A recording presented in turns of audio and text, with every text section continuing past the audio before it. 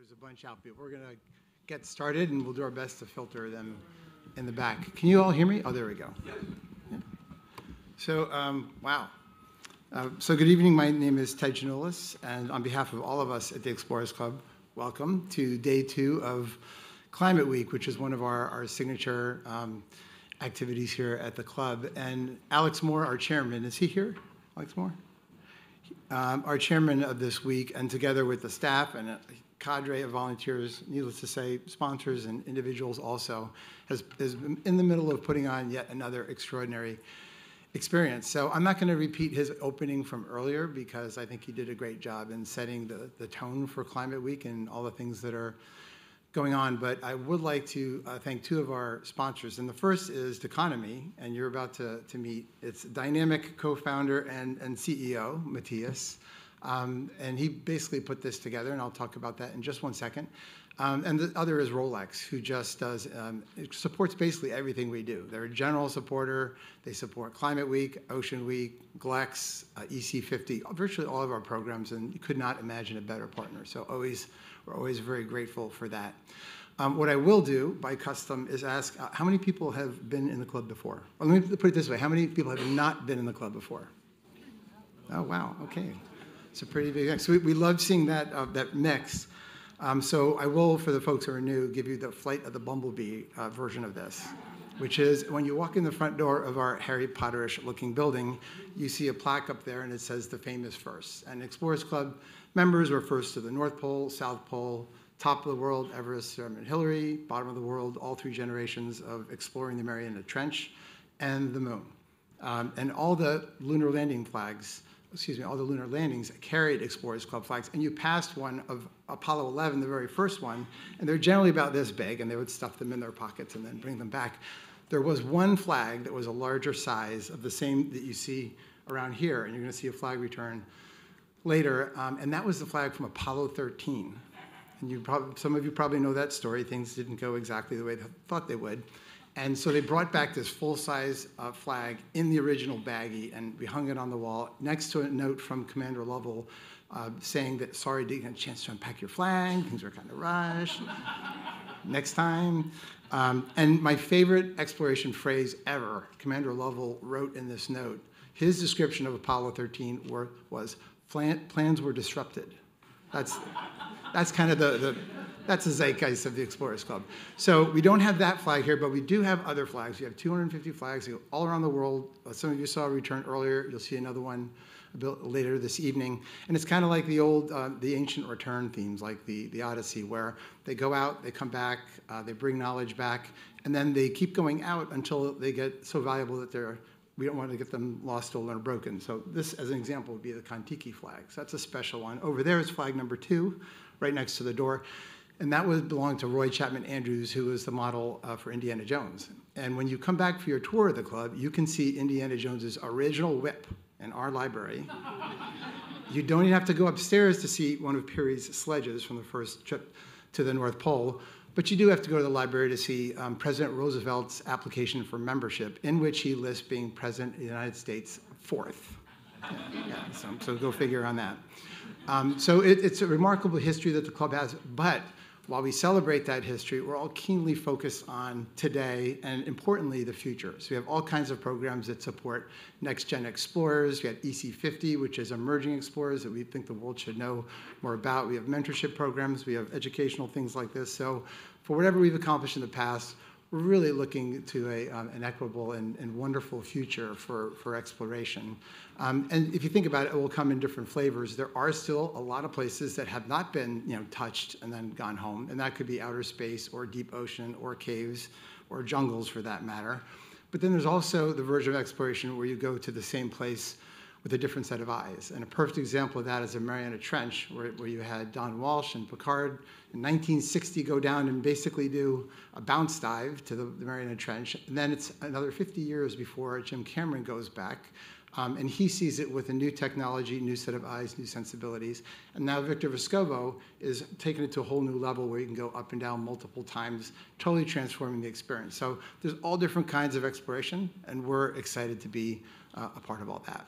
So with that in mind, I want to turn to our our host for the evening. And I'm really fortunate in that we did this incredible trip to Lillefotens, and all the ringleaders of that are here. Keith Tuffley, Johan Rockström, and Sylvia Earle. And Mathias and I were roommates. And I have to tell you, Mathias is like one of the coolest people in the world. It's so much fun. And then he came back, became a member. He dragged all the other Lofoteners into membership. And then all of a sudden, he's putting all these different things together. And that's what he does. He's magnificent at causing good trouble. And he's built a company that is remarkable in the climate tech, fintech world. But also, he just has an amazing way of connecting people and getting us all mission-oriented. And I have to say that the panel that you have put together tonight is just absolutely jaw-dropping. It's just so incredible that you've pulled all these remarkable people together. So we're going to get on to those remarkable people. I want to thank Mathias and Doconomy. I want to thank you all for coming as well. And I think you're in for a very special evening. Thank you.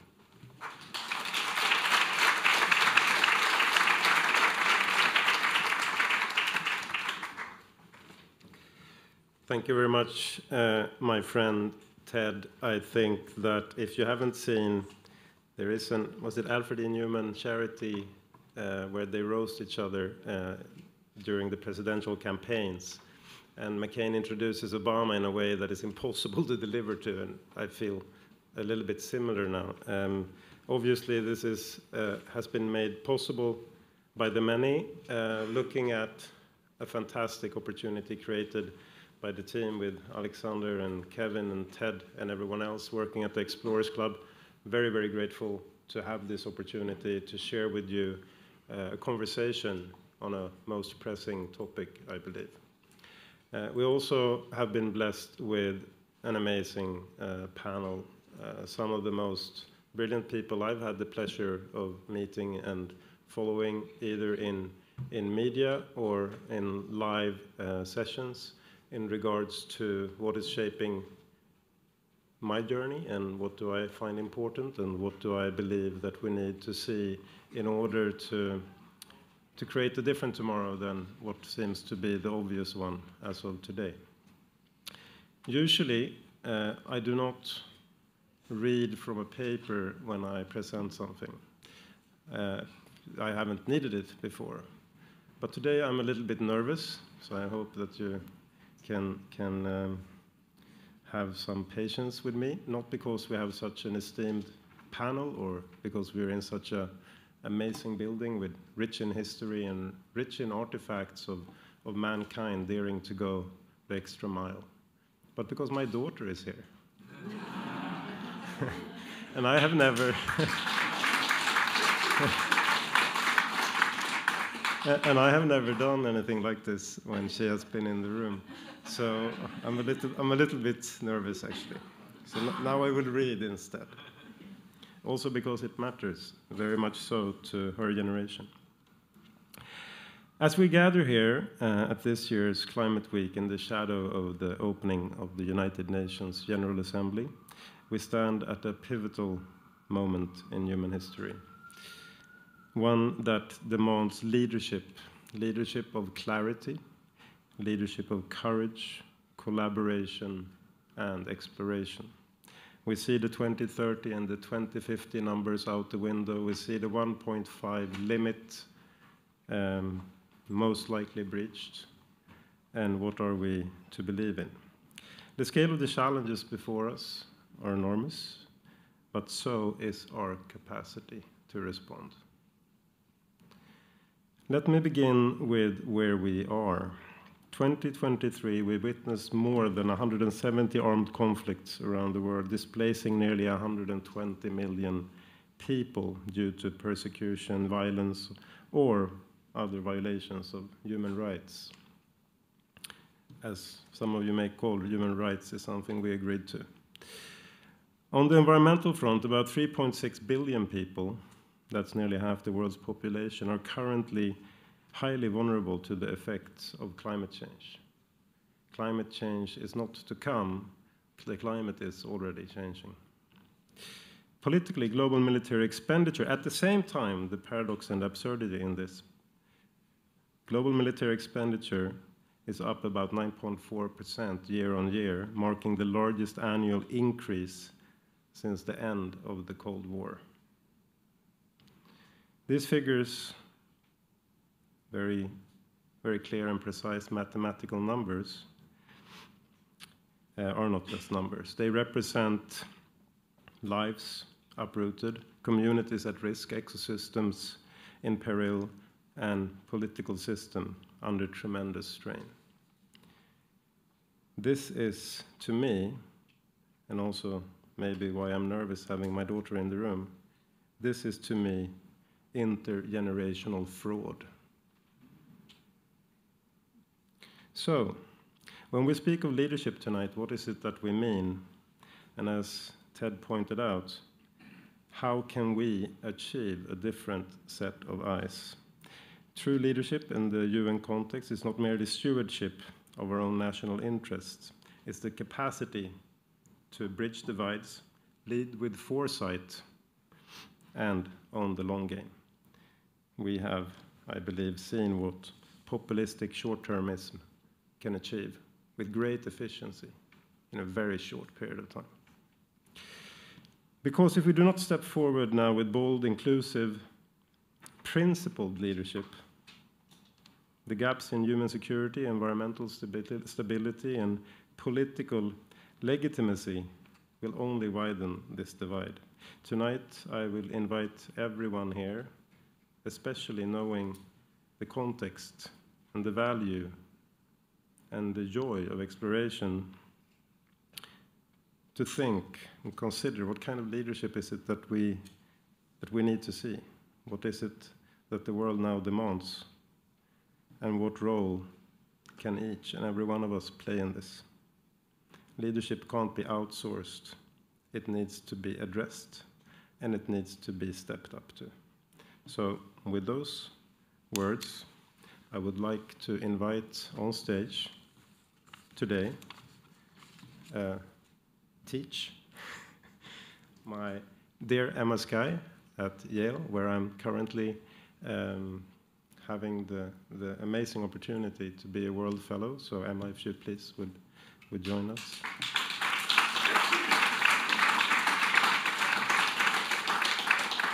Marisa Drew of Standard and Chartered.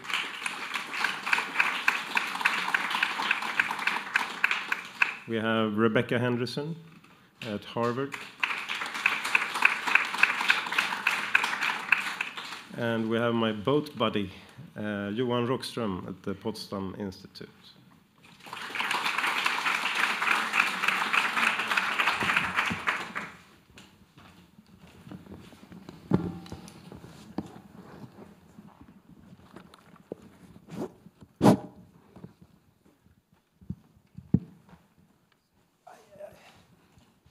So I was thinking, if you start on such a serious note, you need also to bring a bit of hope into the equation. And what better hope is there to bring but a 90-year-old diving for so long that everyone else gets out of the water and she's still down there looking, exploring, asking fishes, "How are you?" Once we have had our conversation, that I look very much forward to, we will welcome Dr. Sylvia Earle to do an expedition flag return together with Keith Tuffley, and there will be a few words shared on that as well. So very honored to have the opportunity to introduce two remarkable human beings to you tonight. And now I'm going to do this trick where I hold the paper and the mic and put my glasses on.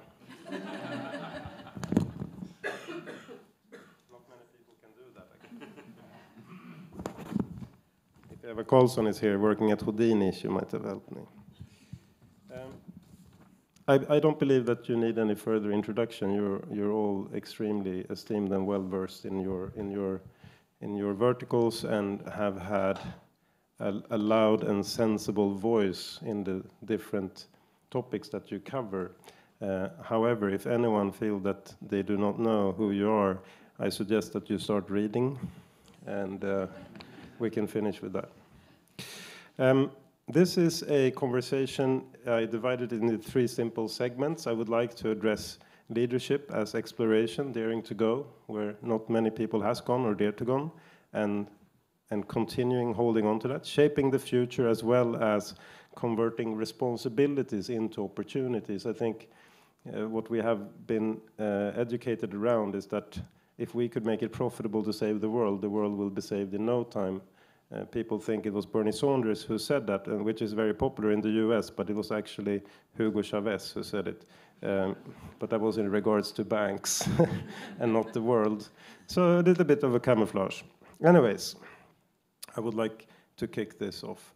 And with great respect for the venue that we are at, I would like to ask you guys, how has exploration of ideas, geographies, or values shaped your leadership journey? You're all very vocal voices within your expertise.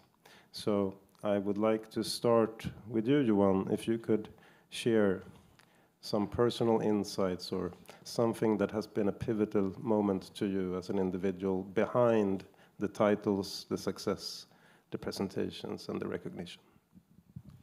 Yeah, thanks, and great to have this opportunity to be in this extraordinary Explorers Club for this dialogue.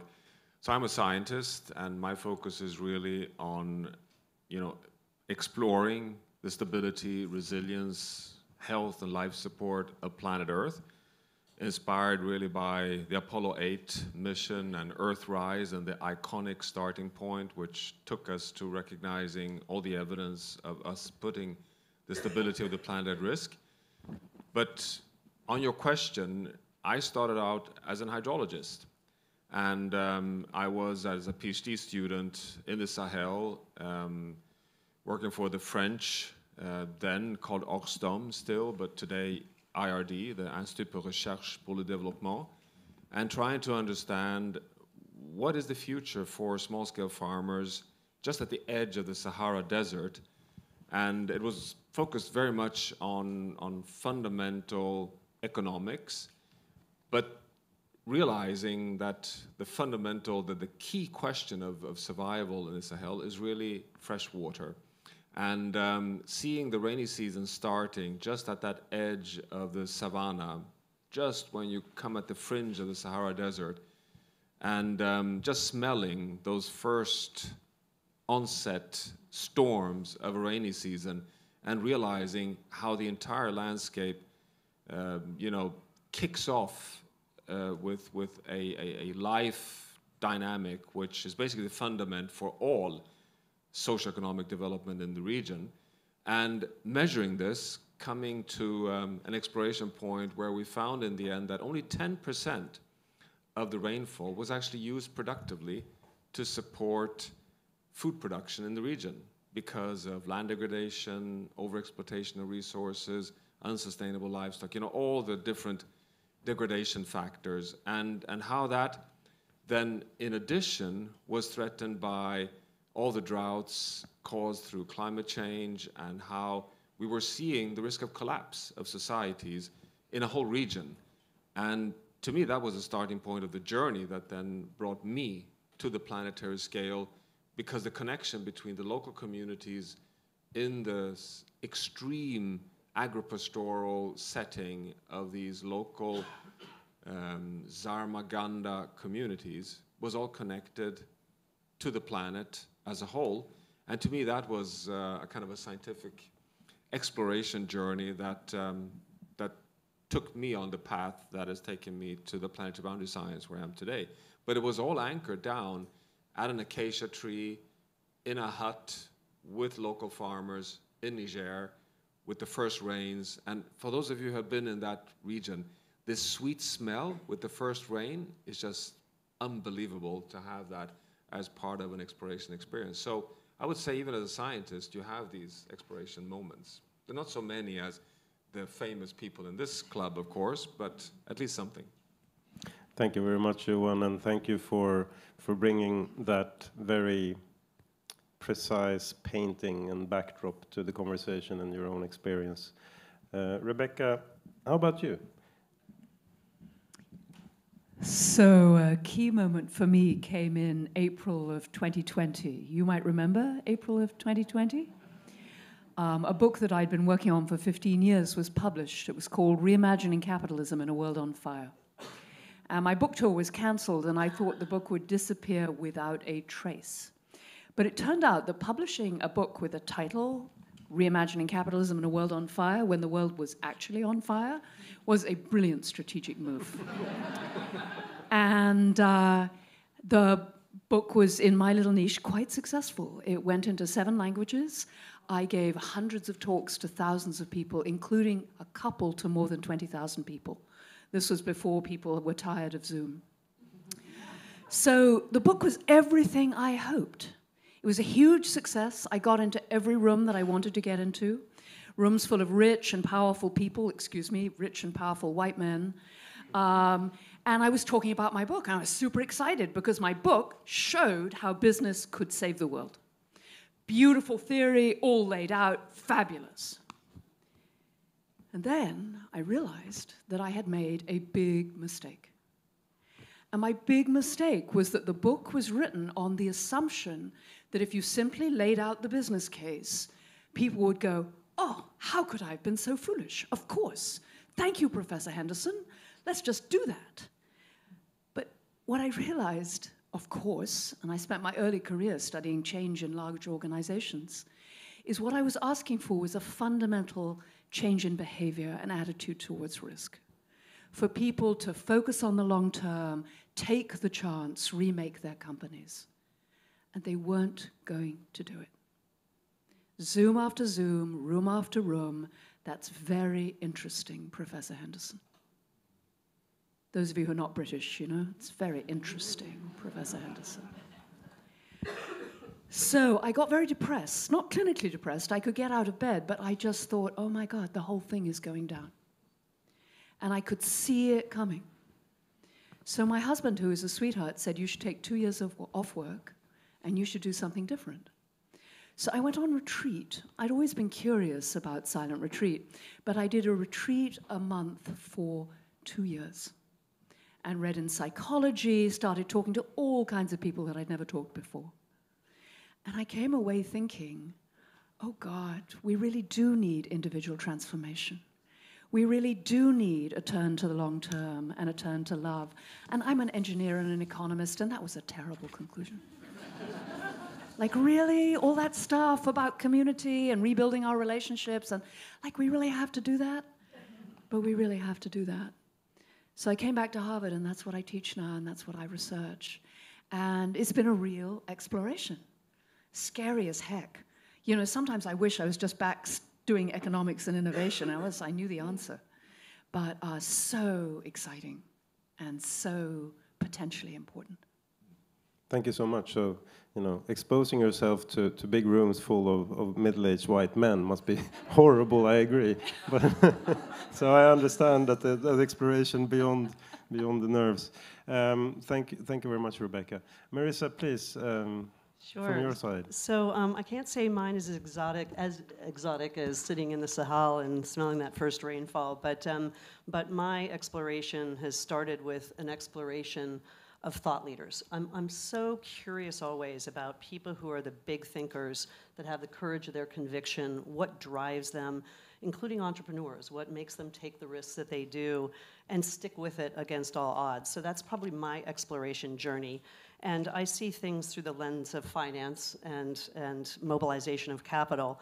And when I marry those two things together, when I see dissonance, it creates a conviction in me to try to do something to correct that. So I think of myself as being a bit of a rebel at heart, and when people say something cannot be done, that's when I say bring on the challenge. I want to take it on, and that's been a bit my exploration in sustainability as it relates to finance. So very specifically with respect to, I would say maybe the exploration world, I have a great passion for oceans. I'm a sailor. I find joy and peace when I'm out on the water. Anytime I can be near the water, it centers me and makes me whole. And when I look at the pure facts of how much our oceans are in peril and how critical they are to planetary health and human health, and yet the dissonance that I've seen as a financier, and my very early exploration was using the lens of the Sustainable Development Goals and goal number 14, life below water, when I started to look at where capital was flowing and where it wasn't, one of the least invested SDGs at the time was in our oceans. And that dissonance, I just couldn't understand it. How can that be when a quarter of the world's food is produced by the ocean? It is absolutely one of the most critical components to mitigating global warming, giving against the oxygen we breathe, and all the facts that I think many of us know. And we're just treating it as a common good, as if it will keep on giving. So it started my journey as a rebel to say, well, anyone said oceans are not investable from a capital point of view, from a commercial return point of view, and I said, bring it on, and that started a journey to try to change that equation, and we can talk about some of the success stories. And then once you have a success in doing something when everyone says it cannot be done, boy, does that give you a shot of adrenaline and energy to apply it to the next big challenge, and the one after that, and the one after that, and that's the journey that I'm on now. Thank you very much. I think that triggers exploration in all of us, kind of thing. So thank you for sharing that. I've had the great privilege to sit in on and listen on Emma sharing something similar to an answer to this question, and we concluded shortly after that, no, this is probably not a Netflix series. This is a Netflix series with many seasons. So, Emma, over to you. So, Mathias, I've got to tell you a story that you haven't heard then. That's the challenge to me. So, when did I become interested in adventure? I think was when I was a little girl at a boarding school. Because in Britain, they kind of send you off sometimes, when you're rather small, to these establishments. And we used to be shown these films on big screen with the old wheels going round. And one of the first ones we were shown was about the Kon-Tiki expedition. And just hearing that flag comes from that is amazing. So as a young girl, with all the National Geographic magazines, all the stories of these British explorers in search of the source of the Nile, John Speaks, Richard Burton, David Livingstone, I loved those. And I was determined that one day I was going to be an explorer. And then came Lord of the Rings. And with Lord of the Rings, I lived in the Shire. I was the same size as a hobbit. My journeys began. And there was always that sense of one day you would leave the Shire and you would go off and do great things and save the world. Well, my first attempt was, when I finished university, was to go to Timbuktu. I had no idea where Timbuktu was because it was before the internet. So you had to get out real maps. And I loved maps. I could spend hours pondering, just looking at these maps. So that was one of my first big journeys, trying to get to Timbuktu, hitchhiking on my own across Africa. And the things that I learned on a journey such as that were, resilience. Things go wrong all the time. How do you pick yourself back up? How do you learn to judge people? How do you, listen? You get to hear all these different stories, so it really broadens your perspective. So wind forward to 2003, when the British government asked for people to go out to Iraq to administer the country for 3 months before we handed it back to the Iraqis. I thought this was a great opportunity for me to go out and apologize to Iraqis for the war, help them rebuild their country, and just 3 months of adventure, so I thought. Well, it certainly was an adventure which went on for many years. I mean, my first week I was sort of blown up, but survived. And I learned that Iraqis weren't waiting for me to apologize to them for the war. They were actually waiting for us to help rebuild their country. They thought that within 6 months it would look like Dubai. They had rather high expectations of us. But I found that in order to really have an impact, I could be there as sort of telling the US military what it was doing wrong all the time, or I could roll my sleeves up and start working with them and try and shape what they did. And that's what I ended up doing. And working with such a mature organization, with very good leaders, really focused on building teams, who really loved the camaraderie that comes with a common purpose, that really shaped me. And I realized that to change others, you have to be prepared to change yourself. You can't just shout at people and think, oh, they're going to change their behavior. So that was quite a learning for me. I learned a lot about not just physical courage, but moral courage, about how can you really go against the tide and come up with a vision and try and persuade people there are different ways of doing this. But through all of this, I was in Iraq with a helicopter at my disposal. And I could fly all over the country. Now, Iraq at one stage was the bread basin, bread basket of the Middle East. That's where everybody's fruit and veg came from. But by 2003, that had really, really changed. And just by flying over the country, this land of two rivers, always known, Iraq was blessed for having oil and water. But to see the water was drying up. I got to go down to the marshes, down to the Garden of Eden, Adam and Eve, that was in Iraq. All these things were in Iraq. And this was the site of the first settled agriculture. This was the cradle of civilization. And yet the marshes, Saddam had drained them. We then put water back in. But they're becoming drier and drier and drier. And now the land of two rivers, by 2040, the Tigris is not even going to make it down to Basra.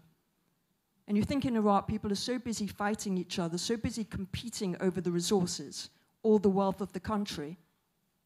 And yet, what's there going to be left of the country if the leaders there don't start addressing the main issue facing them, which is their management of water resources?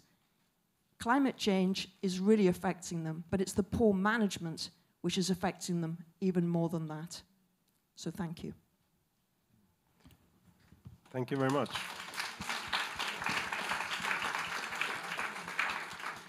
And as you understand, this is just getting to be very interesting. So I think we should prolong this conversation with a few hours because there is so much knowledge here and experience to be shared. And as I also would like to extend a warm welcome to Sylvia Earle. On that note, welcome, Sylvia.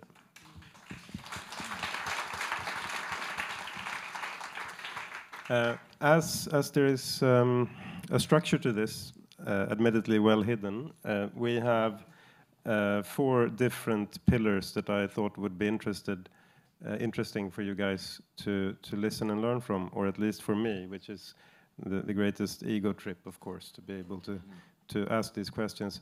I think what is obvious is that from Johan's perspective, we see a systems thinking, we see the planetary boundaries. We have Rebecca on the purpose-driven capitalism and looking at is there such a thing, and if it is, how would it play out? We have out of Marisa's perspective, financial innovation for sustainability and looking how we direct our funds and make them work for a constructive component rather than a destructive outcome. And of course, also as Emma just illustrated very gracefully, looking at inclusive leadership and a global collaboration manifesting that said leadership. With that in mind, representing these 4 different verticals, and feel free if you want to confuse us to change in between each other, but I would advise you not to, because there is so much we would like to listen to. What leadership qualities are most needed from your perspective, given these verticals, to build a more sustainable and inclusive tomorrow? I know that this is soft terrain and that the world is changing almost on a daily basis now. When you turn your phone on in the morning, you've stopped being surprised. But from your verticals perspective, with your subject matter expertise and experience, what do you think is needed out of a leadership perspective in that space? What is it that you're waiting for? What is the hope on the horizon that you see? Maybe Marisa, you want to kick it off? Okay. So funny enough, this morning I was in a session, a closed-door session, that was focused on this very question of leadership and what is it that we need to do to continue to accelerate, the path toward sustainability. And as we were debating this, we coalesced, and I completely agree with this, is you have to start out with having a big, bold ambition, right? You have to set a very, very high goal. When I think about my own organization, we set a very audacious goal for ourselves, which was to mobilize $1 billion worth of sustainable finance income coming from zero 3 years ago.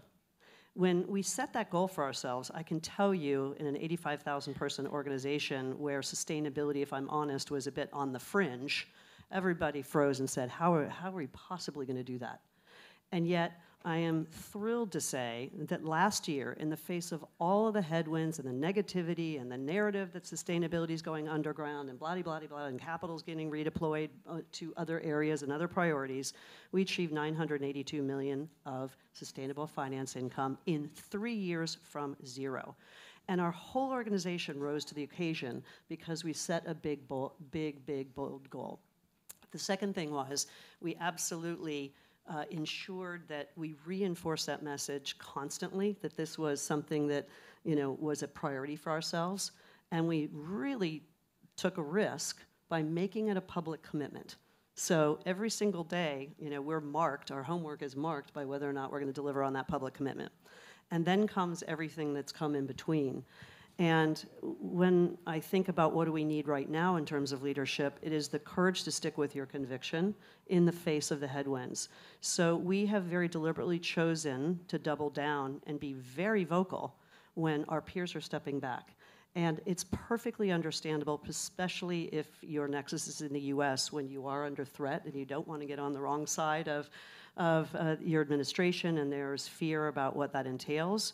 But we took a different view, which is how do we relate this to an imperative for our business strategy and as a moment of differentiation, and in the belief that if we're bold and we stick with it, we will find those willing to go on the journey with us. And what's been fascinating over the last 6 months is as we've leaned in, stepped in, saying we were not going to walk away from our commitments, we believe in all of it, and oh, by the way, this is just good business, magically what's happened? All of these clients and counterparties and collaboration partners have come out of the woodwork and said, we're on the same mission that you're on. How do we partner together? And we want to partner with you. And so it's been this positive, virtuous circle, and it's given me, again, the corroboration that if you set a big goal for yourself, if you have the courage of your convictions, if you're intentional, you will find like-minded actors that will join you in the journey and reinforce that message.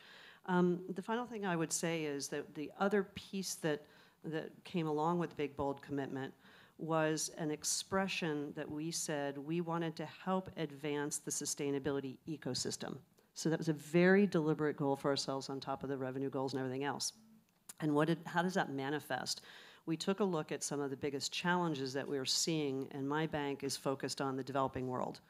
And everybody, had all the rules of sustainability been written for the West, and we try to impose them on the global South, and they're starting at different places and all these things. But when we say that we want to help the sustainability ecosystem advance, what we did was to take a look at, again, where capital's not flowing, where we see some of the biggest challenges, and one of the ones that you identified was, how are we going to adapt to everything that's happening to us? Conventional wisdom would say that flowing money into adaptation is a losing game, and yet by being intentional and setting up a complete division around adaptation and saying we want to change the equation on this very thorny subject, all of a sudden what's happened? Adaptation is now on the map. I can't claim credit for all of it, but we've been out there loud. We've tried to define the market. We've said, who are the actors that are with us on the journey? How do we collaborate with regulators across the world to put this on the policy agenda? Just got back from Hong Kong just 2 weeks ago, and the Hong Kong Monetary Authority has just come out with their new sustainable taxonomy, and what is in there? Adaptation. So it is this sort of thing where all of a sudden you create a groundswell of positivity, and that is what I think is hopefully both a mark of leadership, but a corroboration that leadership can drive action. Thank you very much. It's truly impressive, and I've had a great fortune. Many of you may know that working at Doconomy is in the climate fintech space, and some credit us with being the first ever climate fintech, and very grateful for that. It doesn't really matter as long as we get change done. Our claim to fame at the time was carbon emissions tracking per transaction, but as a side note, and I don't think you knew this, but know this. We launched with Standard & Chartered many years ago a freshwater intensity scoring in geographies where water is by far a much more pressing topic than carbon ever will be. So just as a testament to that said innovation and to in finance. It is, however, a little bit funny to in finance to differentiate, to actually do what you're saying that you're going to do. But we know, and that is very interesting as we see alliances, to your point, alliances falling apart, and we see funding going into fossil fuel going up again. So obviously there is a lot of work to be done, and finance need to be at the very core of this transition if it is to get on its way in a constructive way to begin with. So thank you, Marisa, very much for that. Rebecca, I think it's a beautiful bridge then from finance to capitalism, as they are running side by side to a large extent. In your world, what is the leadership that you think that we need to see? So I think the leadership we need to see is what I call purpose-driven leadership. That is the idea that a firm exists to serve the community, to build a flourishing world, and that profit is a means to an end, not an end in itself. In a successful purpose-driven company, people are treated with dignity and respect. Power is disaggregated, so people are empowered. And it is an explicit goal of the company to try and make a big difference against social problems. Now, I'm sure some of you are thinking, yeah, right. Because we are in the midst of a kind of flourishing of late-stage extractive capitalism that makes the idea of a firm that really genuinely wants to make a difference seem quixotic and naive. The firms, I have more than 20 years' experience on major public boards, and firms are caught in a net that says that the only important thing is short-term returns, that thinking about anything else is a way to get yourself fired, and that the common good exists to strip mine. That's how you make money as a company. And we need purpose-driven firms. We need, of course, a functioning government and a political movement that says this kind of capitalism is unacceptable. We need good regulation. We need workplace regulation, change in how we finance. Of course, of course, of course. But the trouble is, at the moment, I don't see that political movement, and I don't see that government coming very quickly. And so in that context, we need firms to stand up, both to act as examples, to show that it is eminently possible to run a firm that way and make money, and we have lots of data suggesting that that's the case. It takes emotional work, it takes courage, it takes focus, but it is absolutely possible. And such firms demonstrate that there is a different way, that holding firms to high account, expecting them to act in moral ways, is a completely reasonable thing to do. And I must say, being on this panel is fabulous because we have two examples on this panel. Marisa is talking about purpose-driven capitalism, and you can hear it in how she describes what Standard Chartered is doing. And Mathias, here you are. You making money? Well, we have a board member in the room, so I don't know, Sunil, if I should answer that question right now. Forgive me, I don't want to put you on the spot. Do you plan to make money? Can I share one thing with you? So our tagline, or we call it our brand promise, is here for good at Standard Chartered. And it's a double entendre. Here for good, as in here to help advance our communities and help people thrive and prosper and grow, but here for good as in longevity. Yes. We're here for the long term. And I have to say, by having that as our brand promise, it runs through the DNA of everyone in our bank. It does not mean that we won't make these short-term decisions. It doesn't mean that we won't finance fossil fuels.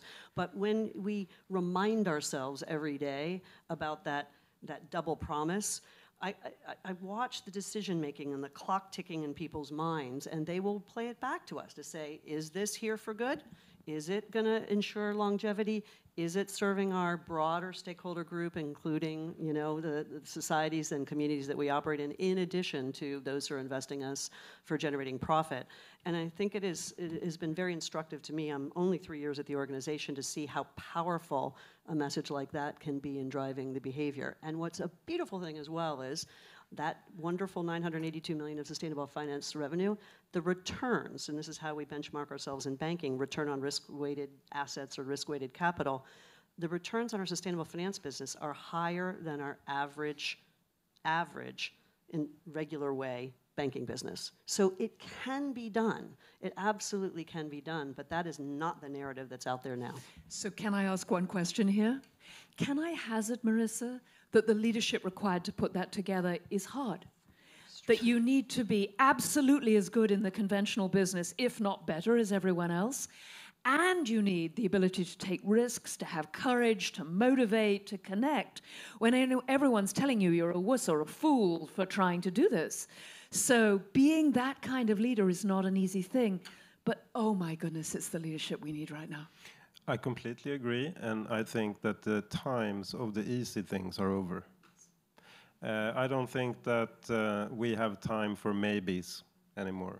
But I appreciate your comment very much, Marisa, and I think we need the good stories. We need to accelerate, and we need to amplify the good stories, because the bad stories, there is plenty. So thank you very much for that. I also believe, as a side note, and this is a longer conversation afterwards, and I'm speaking a little bit faster to save time, is that I believe that we can understand impact. I think the pandemic showed us we can understand the impact. We have a big problem with understanding time to impact.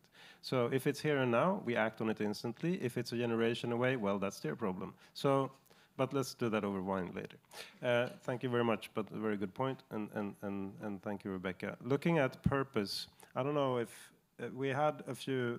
Is Ryan at Patagonia? Are you here? No. Okay, so we had the CEO of Patagonia, and we have the CEO of Houdini here, Eva Karlsson, I hope? No? Yes? Yes. That's a loud yes on purpose. And I'm saying that not just to showcase that we have a lot of people doing good out of a purpose perspective, but also as a segue into Johan Rockström and planetary boundaries, as I know that Houdini is running their business trying to work within the planetary boundaries. In your vertical, wasn't that a good one, by the way? You know, bridging it into you, using... You're tough, you know. Yeah. Thank you, Keith. Thank you. Thank you. Johan, please. Leadership in your vertical, what does it look like? I think it might be a little bit hard because you're such a prominent figure in illustrating what needs to be done and educating the many around that by your communication skills. But surely when we see language being replaced and working in finance as we do, we see the nomenclature completely shift. We don't talk about climate action, we talk about risk management. We don't talk about sustainability out of a retail banking perspective. We talk about financial inclusion and financial literacy, and we use that as vehicles to still progress, in fairness, you know, what we set out to do. But what is it that you see in your vertical being at the very forefront of illustrating what we are up against? You know, it follows on Melissa's point here, actually, that time of half measures is over. I would say, Matthias, that there are kind of three factors that collide right now, which makes it, in my whole professional career, if possible, the most challenging moment so far. And number one is definitely the fact that we are in a post-truth era with assaults on science, backtracking on action, and seeing, you know, I've just spent time today with Gavin Schmidt, the head of the NASA Goddard Institute at Columbia University, and as you know, they were thrown out of their offices, they're being cut on funding. These are the best scientists in the world that are simply put on the street, basically, and it's shocking, and that is one factor. The second factor is that this collides with us sitting on evidence today that we can say without any hesitation that within the next 5-10 years, we'll be breaching 1.5 degrees Celsius, we'll be heading into overshoot. We know that things will get vastly worse, billions of people affected, even more than what we've been seeing so far. The window is still open to come back to a manageable future for humanity on Earth, and boy, is it challenging. It requires coming back into all the 6 planetary boundaries that have been breached. And if you promise to not Twitter about it tonight, tomorrow we'll be announcing, unfortunately, as Sylvia knows, a 7th boundary being transgressed is the ocean boundary. We are on a journey that is taking us towards unmanageable outcomes. And the third frustration is that we have the solutions. And not only do we have the solutions, we have more and more evidence that if we invest in these solutions, we get to become winners in the other end in terms of security, health, peace, prosperity, and equity. And if you combine all that together, isn't that a recipe for so deep frustration? So in my mind, I think, Mathias, that the most important leadership quality for an academic today is not only courage, it's actually to have at least a balanced flavor of anger, to drive forward evidence-based, integrity-aligned action to really, really make a difference in the world. Because now the time for linear change is gone. Now it's transformative, positive developments that has to happen so fast, and it has to happen at scale. We cannot go on with this kind of incremental islands of success. We simply have to have those systems changes adding up at a global level. So speed and scale is the only currency that counts. And in the world of today, we're seeing us being completely unable to move in that direction. So of course, the headwinds are there, but that's why I would say that you know, me and my fellow scientists, we are ready to pull up our sleeves in ways that are unprecedented and move into uncomfortable kind of leadership roles, not outside of scientific integrity, because I think that's the most important quality we have, the credibility of truth. But at the same time, being even more active in how we move the whole, or try to change the direction in the world. And yeah, so that's why, you know, when I, to conclude, land in the conclusion that we have to be stewards of the entire planet, and Sylvia is one of the planetary guardians, that might sound as a fantasy, but it's not only a necessity, we actually have the tools to do it, particularly not least thanks to all the scientific evidence we have and all the tools we have to measure the planet overall, which means that we're actually in a good position to succeed. It's just that we are today facing this major challenge, and that is something that we need courage to face up to, one key leadership skill. Thank you very much. So we should all be a little bit angry and move to France. That's one way of summarizing it, yes. Thank you very much. No, and I agree. We need to see exponential change. I also know that you're involved with the Exponential Roadmap Initiative, and Doconomy is a proud partner with that organization. So very happy to see that in the making. And there is hope spots as well, coming back to other opportunities. But it's pressing indeed. You led on with working together, bringing peace, having collaboration at the front, and results coming out of that. And I think that's a note for Emma to make your entry on this. I mean, I think we all understand we're living in really unusual times, that the pace of change seems to be getting faster and faster. And an old era, the era that we grew up in, the era of Pax Americana, is ending. We don't know what the next era is going to be. We don't know what it's going to look like. We don't really know, will it just be multipolar so easily?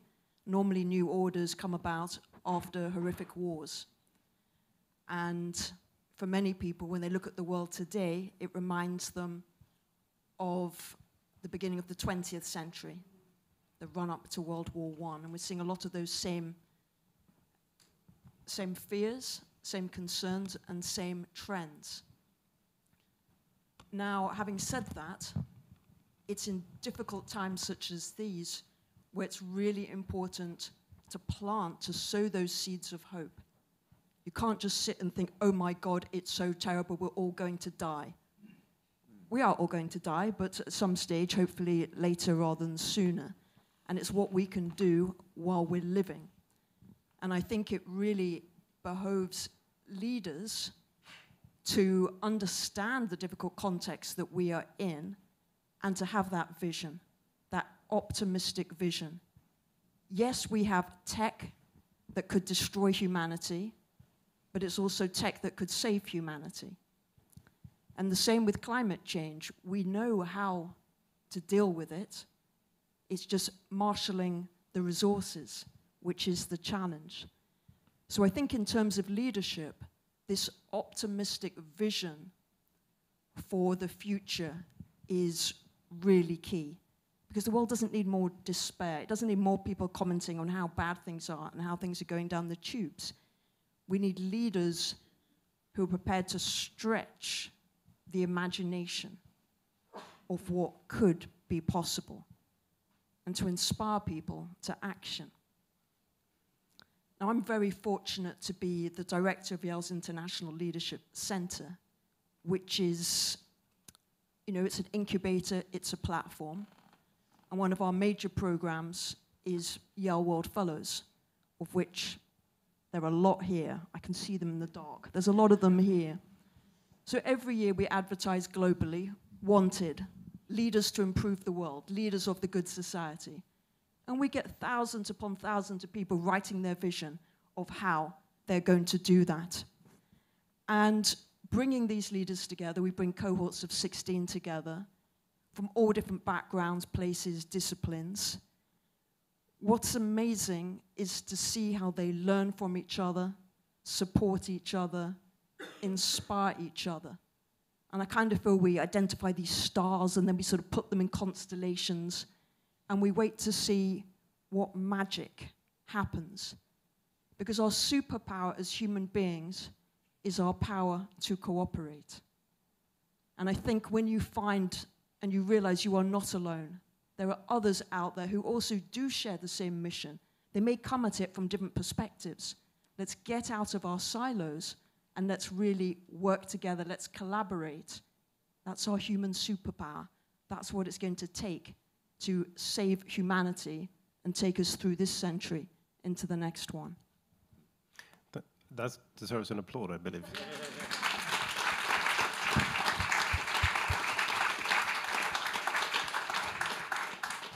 And I, two quick notes on that. I had a privilege to have a conversation with Paul Polman earlier today on hope.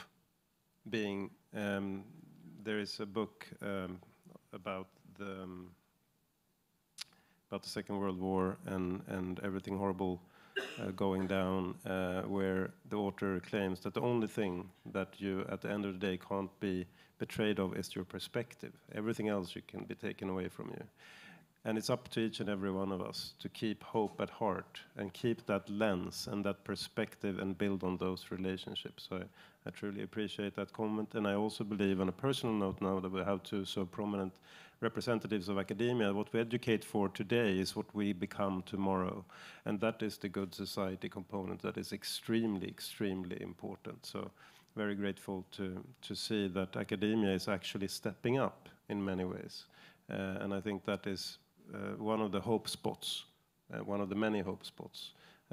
May it be in leadership, in conflict and resolve, or may it be in purpose and purpose-driven capitalism. I think there is touch points there for everything. We are short of time, but I would love to open up the floor for a few questions. And I knew instantly that Garo was going to be number one. Garo is a fellow World Fellow, and Michelle as well.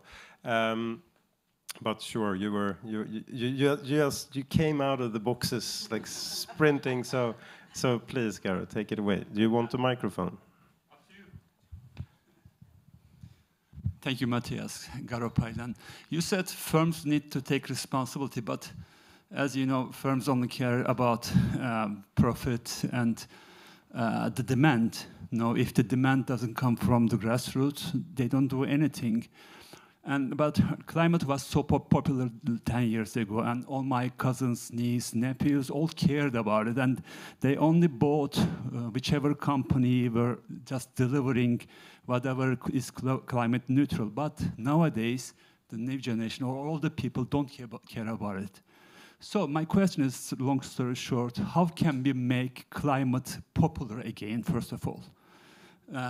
To make the companies care about it. If the climate is not popular, we can never make the climate great again. So Marisa is working actively on this in terms of changing the story. So Marisa, why don't you pick this up? Well, if one of the topics that we were discussing was, why is it when this is so obvious, right? This is existential. There isn't an argument about wanting to live in a healthy world that can sustain our population, that can allow us to survive and all these things and meet these planetary boundary tipping points. Why is it that we've lost people? And that set me on a journey to really get self-introspective and say, what is it, why? Because if you look at the global election cycle that took place over the last 18 months to a year, every Green Party lost, every single one of them. So that forces us to ask, what is it that we're doing wrong about selling the climate story or the boundary tipping point story that's not resonating to the common voter? And when I've gone down this path, the two answers that I get back are an average person who is not a climate practitioner, voter, perceives action on climate as doing one of two things: taking their job away from them or costing them something monetarily. And when we're in an inflationary environment and the average person is having trouble paying their electricity bills, something that feels foisted on them that is going to add cost is you reject. And the same thing with the job where the people don't believe that the green jobs are going to be for them. It might be the next generation, but not my generation, all this sort of thing. So we've got to figure out a way to reframe the narrative to be inclusive that meets this population where they are and make it real for them why they need to be engaged and get back to having it be popular and at the top of the agenda. And then there's some tactical ways that I've been thinking about this. One of which is there's a misperception as a taxpayer that we aren't funding that fossil fuels are cheaper or fossil fuels are more efficient or whatever, and that's that sort of narrative that we get. And yet, as a taxpayer dollar, what are we doing? We're funding enormous subsidies for destructive things. That message isn't out there. It is, oh, there was green investment in electric vehicles, for instance. It's going to make me have a more costly car. But yet, if we weren't funding the fossil fuels that go into the combustion engine car, that car would be infinitely more expensive, or at least, you know, the petrol to put in the car, which makes running of it more expensive. We're not telling that story effectively, and we're not getting that knowledge across, and we're not also making it simple. The other criticism of the climate practitioners are, we all speak in mumbo-jumbo language, ESG, CO2 emissions doesn't mean anything to kind of the average person. So we need to simplify the language and make it, again, something that is attractive and is emotionally captivating so that we can bring, you know, this other half, as I call it, the other half along with us. So that is just a little bit of the work that we're doing, trying to bring in those who are good storytellers, who can create an emotional connection, who can simplify, and can make the argument to bring those with us. Thank you very much. And you bring a word into this mix that I think is extremely important, that is narrative. I think we all feel a little bit lost when the narrative is missing on a higher level, and we don't really know what to answer up to, what to believe in, what to contribute to. I think people at the very easiest would like to do good. Most people are good people. We just need an instruction. How can we contribute? What do I need to understand? And how can I measure if I'm doing the right thing or not? But I have a few ideas. We can take them. Yes, Michelle, please. Thank you, Mathias, and thank you for all the provocations. My mind is still spinning. My name is Michelle. I'm from Ecuador, and I'm actually the co-founder of the country's first B Corp. I totally understand what you mean about setting up a business and being just as good and better than anyone else, and at the same time upholding values. And I also appreciate Marisa's call to tackle very difficult problems. So to this panel, I'm thinking,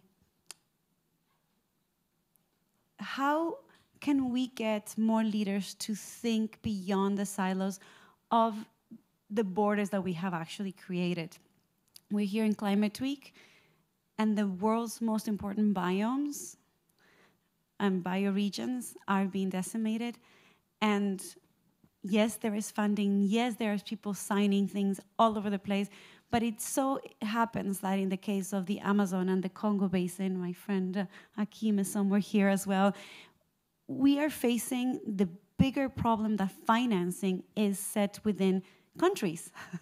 And the biomes don't understand those imaginary lines. How have each of you worked to transcend these imaginary lines? Because in the end, they're the ones that define jurisdictions and partnerships and these big handshakes. But the problem is, the tree across the border doesn't know that it wasn't picked. Thank you.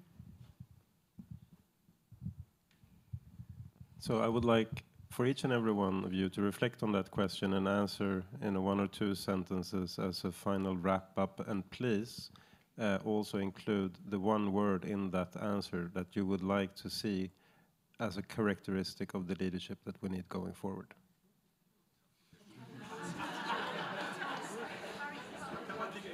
Of the leadership we need to see going forward. Isn't it great to be, you know, I'm the student and I get to come with this. He's got the easy job, doesn't he? Let me know if you need a minute. No, but I can start. We've done a lot of research on exactly this question, so I could go on for quite a long time. But the 2-sentence summary is that, you know, we've defined global commons: Antarctica, the high seas, the atmosphere, outer space. Scientifically, we now know we have to redefine global commons. Global commons are all the biomes that we all collectively depend on for our livelihoods, irrespective of where they're located, inside or outside of national jurisdictions. All the rainforest systems are therefore global commons. If they are global commons in legal terms, then President Lula could tomorrow say, look here, we're going to do a service to you, dear humanity. We will take care of this basin as a service to humanity, but you have to compensate us to be stewards of this system. That can be done. So my word, Mathias, is responsibility. Thank you, Johan. Rebecca, please. This is so easy to say, but it's hard to do, but it's still the right thing. We need to learn to listen and to love. That's what we need to do. And we have forgotten how to do both. But we have the resources inside us. So I'm going to have 2 words: listen and love. Thank you. Well, as you would expect me to, I come down to finance to answer your question. But one of the things that we have been working on tirelessly, and it's enormously complex, is to use the system of the carbon markets to try to create those mechanisms for the adjustments. So something that is about to come into being, and again, the execution of this is going to be critical, is a carbon border adjustment mechanism to basically compensate so that a credit generated one place can service somebody's need somewhere else, so that you start to create a democracy about where the beneficiaries of these credits can receive the funding to pay them for protecting these wonderful, beautiful natural resources that we have. So again, enormously complex, but that is a system that would create financial incentives to make this work and be blind across borders. So, and that's one answer to your question. And then on the leadership point, it is the willingness to take some risk, because if everybody waits for, shall I say, the other guy or gal to take the risk, we end up in a stalemate. And it is those leaders who are prepared to take that catalytic, position to say, I am going to do something quite risky, I'm going to lean forward, and that will jumpstart, the system a little bit. I see that as a great need in finance, and we need a lot more of that. Thank you, Marisa.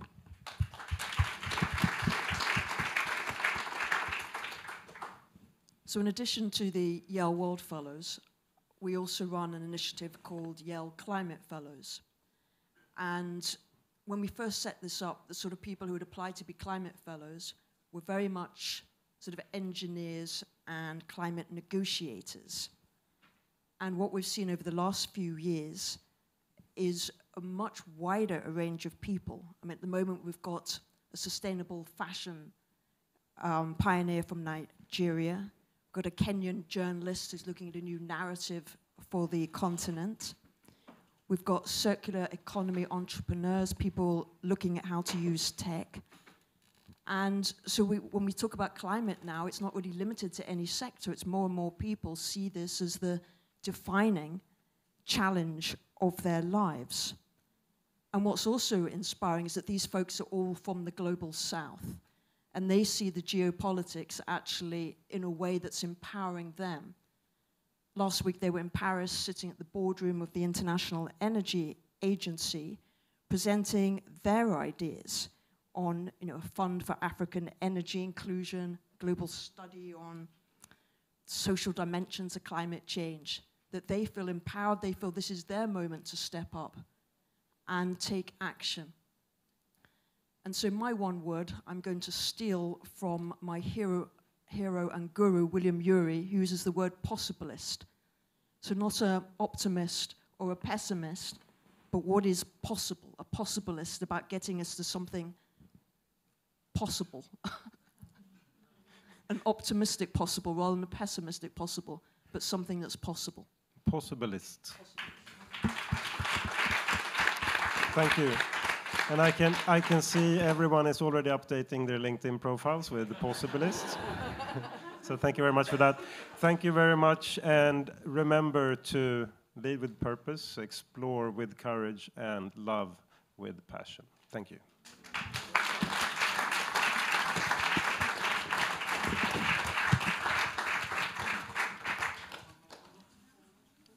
So Mathias, thank you so much.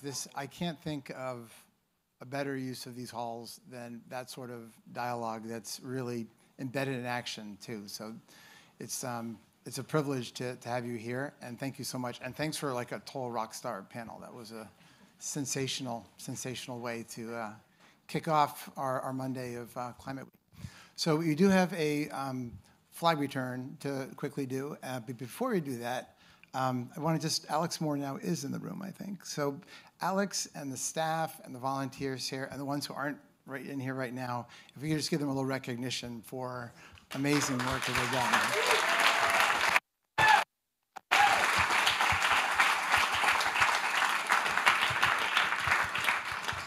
And now to cap off our evening, we're doing a flag return. So you heard a little bit about the flag and the return and what that means. And so we have Keith Tuffley and Dr. Sylvia Earle are going to come up and present a flag.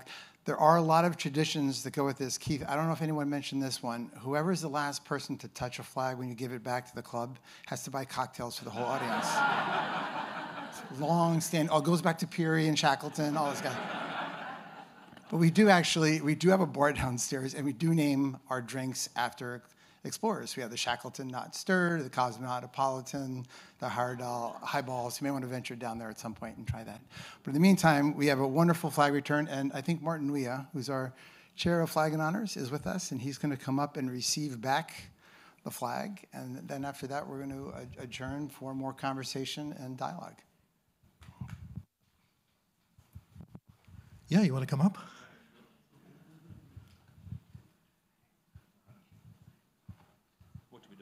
Oh, you just come to the center.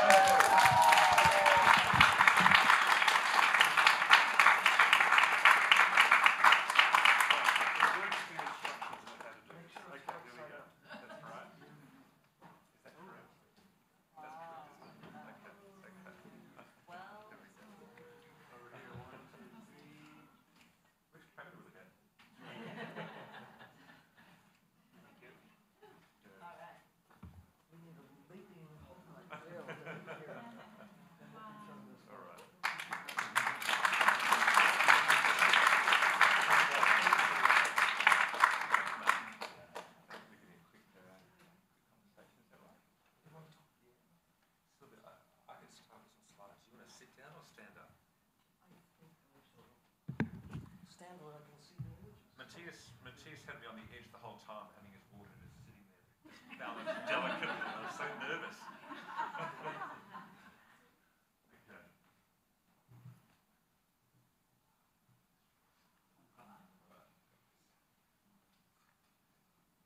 Okay, well, actually, believe it or not, this expedition started right here at the Explorers Club. It was in this room. I was sitting with Sylvia, next door 3 years ago, and we were talking about plans for the future, and we were approached by a young scientist called Zuzu Askin, and it just started a relationship. It was literally first time meeting Zuzu with Sylvia, and we sat down in this room and started just talking about things, about the science, about oceans, and Zuzu is a shark specialist, and so we started talking about potentially going on a shark swimming expedition. And that over time evolved into a whale swimming expedition. In the meantime, the same year, we had our very first Lofoten Islands expedition. And that was with Johan and his 2 boys, and one of my boys, and a couple other people. And that led to the next Lofoten expedition the following year. And that was with Johan and Sylvia, together with Ted and Mathias. I think there's a few others in the room this evening. I think Gemma's here. Gemma? Oh, there you are, Gemma. I think Johan Falk may be here as well. And Taylor, over here. And Eva. Where's Eva? Eva Carson? There's hi, Eva. And I think that's it from that expedition. And that started ocean science expeditions. That started this concept of actually going on adventures, as we've just heard now, and conducting the science and conducting the communications. And that got bigger and bigger because, of course, Sylvia was kept raising the ambition levels. And that turned from being a short conversation with 3 people into a massive expedition and project with 16 of us. And on behalf of all of those 16, I'm here this evening together with Sylvia to talk a bit about this. And that led to, of course, the support from the Explorers Club. We ended up with 5 pillars to the project, 5 science projects, and Sylvia just kept egging us on with more and more ambition, which is just extraordinary. And she scaled things up even more so with the film project, and this, as a result, will hopefully be the first of several expeditions with Sylvia. So it's become very, very exciting. So I'll just touch briefly on these the pillars of the project. So this is a combination of the expedition itself with the science projects, together with a major film production, and storytelling along the way. And this is one of the challenges of a film, of course, is it takes years to produce the film, but we want to have impact along the way. So we're telling multiple stories along the way as the film is being produced. And a last element, which is local legacy, which means we want to leave something there rather than just scientists coming in and leaving, but actually engaging with the local communities wherever we go. And that includes, of course, on the Tonga expedition. So I'll touch very briefly on the science, the 5 projects. The first about the eDNA. We did this last year across the Northwest Passage, continued it. We took 87 samples, and the analysis is now underway. Skin samples, this has turned into a real competition amongst the 16 of us as we dived into the water trying to get the skin samples from the whales as they were swimming around. Fluke photography, we found well over 50 whale sightings. The mother and calf pair is an extraordinary experience, and many, many fluke IDs. And ideally, what you're able to do is identify all of these humpback whales, because there's so much photography going on now. And using AI, we should be able to effectively name every single whale. And then, of course, there's the ectoparasites using underwater photography. This is one thing I'd never heard of, which were these cookie-cutter sharks biting into these whales. Now, this is not a photograph from our expedition, but these are these damn cookie-cutter sharks taking these hunks out of the whales. It's quite an extraordinary ecosystem.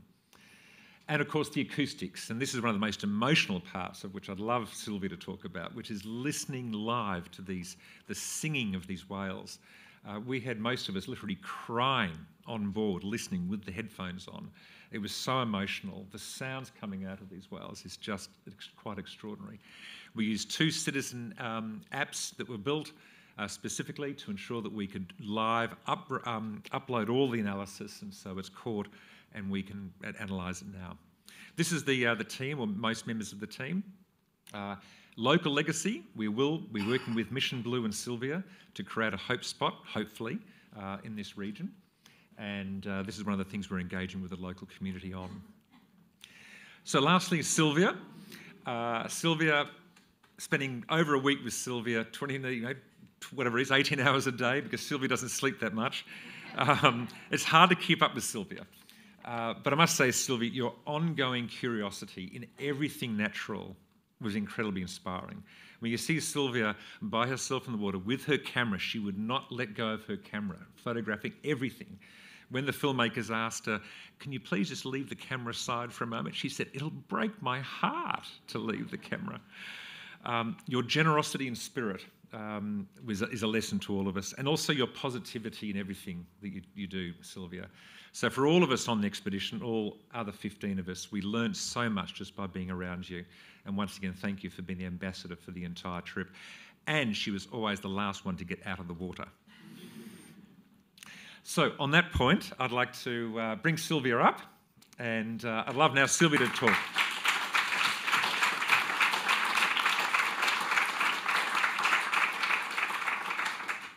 This is the backdrop as we talk. So Sylvia, one of the things I was at a session this morning, again, talking with scientists about many of the depressing and sad things about climate. And the story of the whales is very, very positive, or at least the humpbacks is extremely positive. When you think back around 1850, there were about 125,000. Is this working? 125,000 whales. I'll do a Mathias here. 125,000 whales on the planet. In 1960, there were less than 5,000. And today, there's in the order of 135,000. Oh, they're almost as productive as people. Reproductive.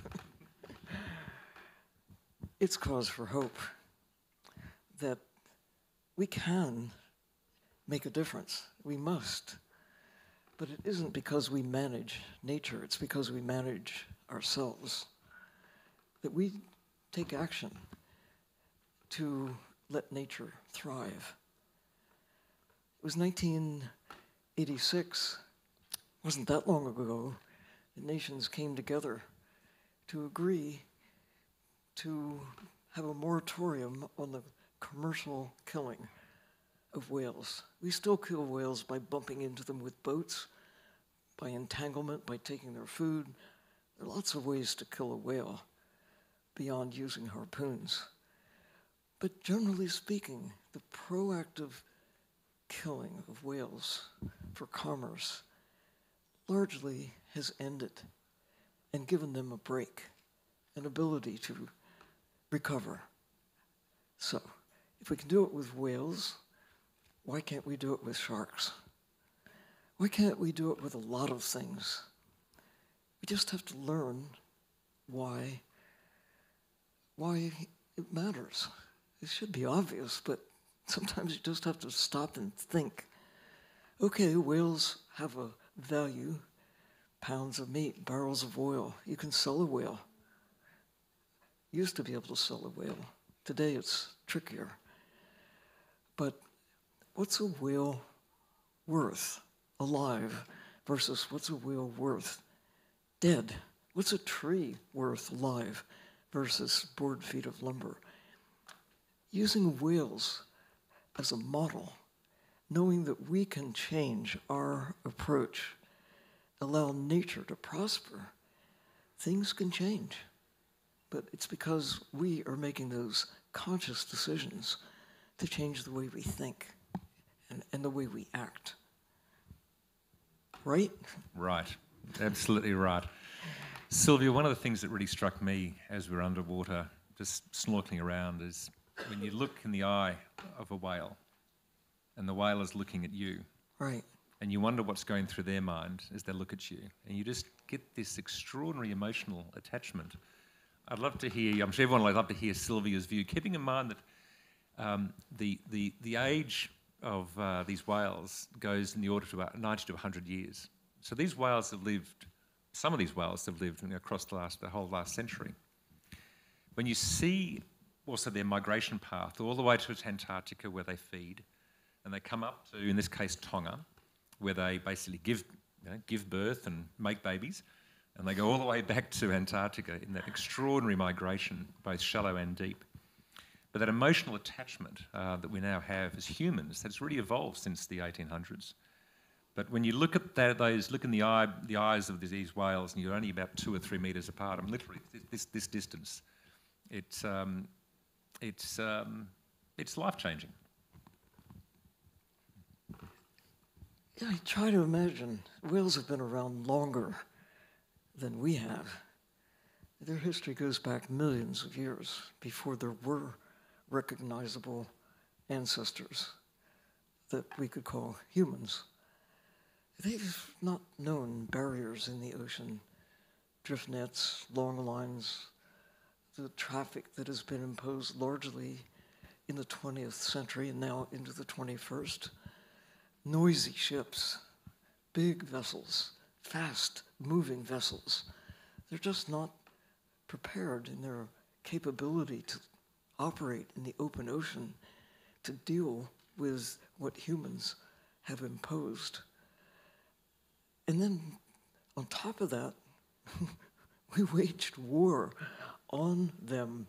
I mean, we've been doing it for several centuries, which is a relatively small part of their history. It's hard to know exactly what the real population of humpbacks was. Let's say 10,000 years ago, when humans really began to prosper during this sweet spot in time. They were out there roaming around the ocean, not just humpback whales, but sperm whales, sei whales, this whole category of about 8 large whale species, and then the smaller ones, the dolphins, the other toothed whales, and the others that are the baleen whales together, 65 or so maybe 70 species. And they're still here. We're still here. Their numbers have gone down, ours have gone up. But they are now, because of our actions, starting to recover within a certain range. Gray whales in California almost disappeared because of us. They started to recover when we stopped killing them. What a concept. And it looked like we could stop looking at them in the same way that we did endangered. And then, more recently, it looks as though they're declining again. Again, it's because of what we're putting into the ocean, what we're taking out of the ocean. It takes more than just not actively killing them to maintain healthy populations of these creatures that we now know there are fellow mammals, fellow vertebrates, big brains, intelligence, the ability to navigate without GPS, their version of whale GPS. We have so much to learn from them. And to just realize what right do we have to choose to kill them or not? Why are we killing them anyway? But the fact that we did stop, they are recovering. We're beginning to understand their value in terms of carbon, their value in terms of cycling materials, putting nutrients back into the sea. They eat little fish, they eat krill, they eat whatever they eat, and then they put nutrients back that power the phytoplankton that feed the krill, that feed the phytoplankton, that feed the zooplankton, that make the world go around. We need whales. The planet needs whales. Does the planet need us? Right now, the planet really needs us to behave ourselves. What do you think? Well, there's a session later on today about krill fishing in Antarctica. And one of the things that I learnt on this trip was just how interconnected all this is. The trip we did last year across the Northwest Passage was largely driven by climate tipping points. And I learnt a lot about that in the Arctic, that through Johan's work and other great scientists, is that many of these tipping points, that is a degree at which, or a temperature rising at which a particular ecosystem just turns the edge and becomes an irreversible and potentially permanent change. A lot of those tipping points are in the Arctic. Many are in the Antarctic. A handful, probably 3 or 4, I think, are in the equatorial regions. Of course, one of those is coral reefs. I grew up on the coral reef in the Great Barrier Reef, northern Queensland. You haven't grown up, I've noticed that. Nor should you. Please, don't even think about it. I do take that as a compliment, thank you. and seeing coral reefs around the world being at that tipping point. But they're all interconnected. And when you see these whales travelling all the way from Tonga down to Antarctica and realising there's a tipping point occurring in the Antarctic, it's going to affect the whole ecosystem of these whales. And so one of the things I was going to ask you, Sylvia, was seeing your incredible curiosity in the water. You're a non-stop scientist. Here were the filmmakers trying to get you to be the film star, and you said, no, I just want to do the science. And something that I think we all admire about you, this ongoing curiosity. There's no end to what we can learn about. That's what explorers are about. You start out as little kids and you never stop being a little kid. Well, there is one really important thing that I think we all should embrace as explorers. That's what is still out there that we don't know, the magnitude of what's yet to be explored. We are just literally scratching the surface of the ocean. We know enough to know that the ocean is the dominant feature, the living ocean, not just rocks and water. The living ocean governs climate, provides the basic mechanisms that make Earth habitable. We are newcomers on this ancient system, but our ability to influence, to alter the nature of nature by changing the dynamics, and you've heard it from Johan Rockström and his team about how we're pushing the edge of the habitability of Earth. And when I first heard Johan speak at one of the World Economic Forum meetings years ago, you really commented on the X factor, the unknown, the magnitude of what we have yet to learn. It's something that we should hold near and dear. It's perhaps the greatest discovery of all, is the magnitude of what we don't know. We're making big decisions based on what we do know, but we need to keep that X factor. What don't we know?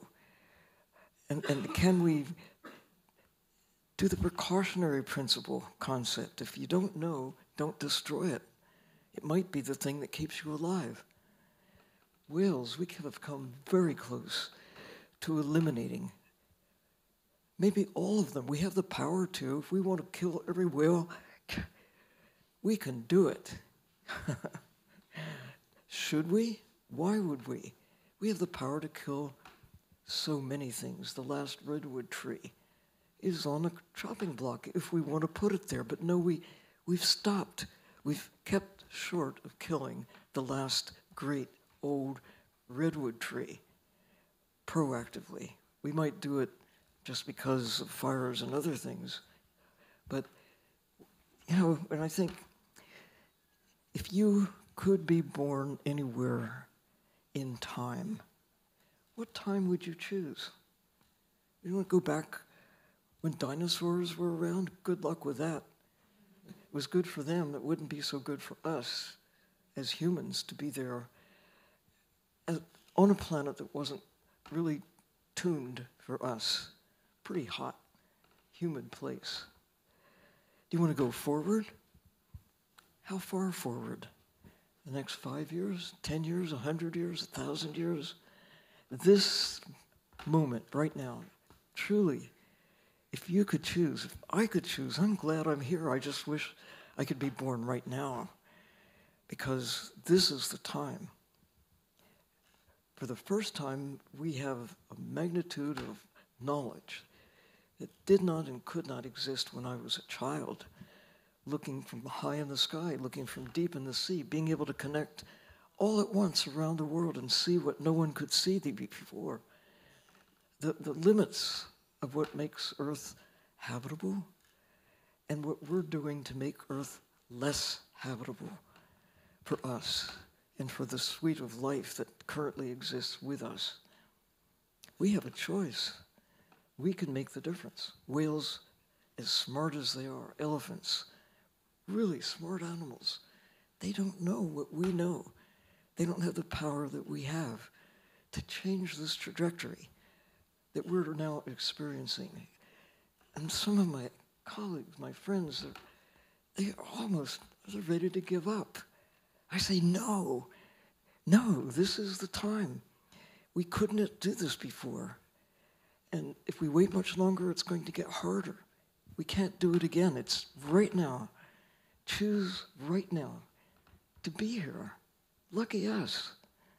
Let's get going. Let's listen to the whales. Listen to nature. Take care of it as if our lives depend on it, because they do. Right? Right. Thank you, Sylvia.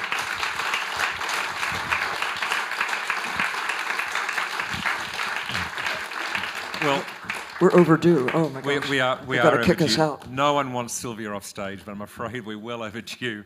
And if that doesn't make us all feel both lucky and also empowered, well, nothing will. So, Sylvia, on behalf of everyone in the room, thank you for leading us. Thank you. Thank you. Thank you. And that's enough for anything. One more thank you. These remarkable people.